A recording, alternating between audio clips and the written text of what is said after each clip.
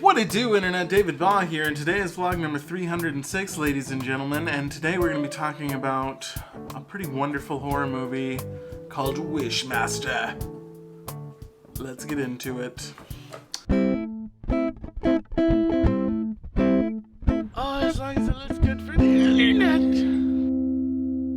Now, we grade every movie on this channel in the same criteria. We do it by story, pacing, acting, cinematography, and execution, and that way it stays consistent across all the videos and you know where a movie is failing, as opposed to just random thoughts about how I felt about it. But story... For centuries, he has remained hidden, watching, waiting.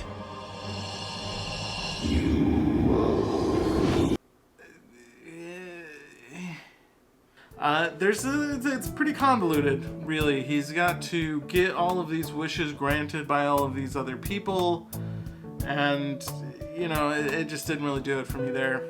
So I'm not going to give it to the point for story. Pacing, I felt like it did progress through the story quite nicely. There are some problems with the story, obviously, but I felt like ultimately it went through that process pretty good. And, you know, it's not like you're waiting around for a bunch of stuff to happen. It all just kind of keeps happening, so definitely gets to the point there. Acting, this movie has a great deal of actors in it.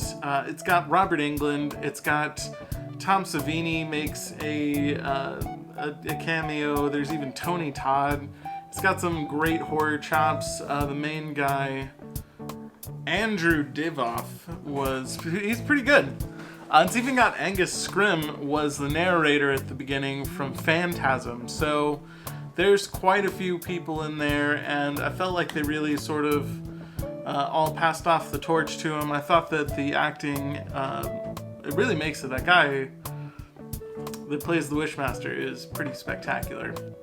Cinematography, I'm absolutely going to give it the point for. I think this is where this movie really shines. All of the special effects are really excellent, and they're super varied because of the nature of his powers. They can be sort of whatever they want it to be, and it's really well done. Execution, I'm also going to give it the point on.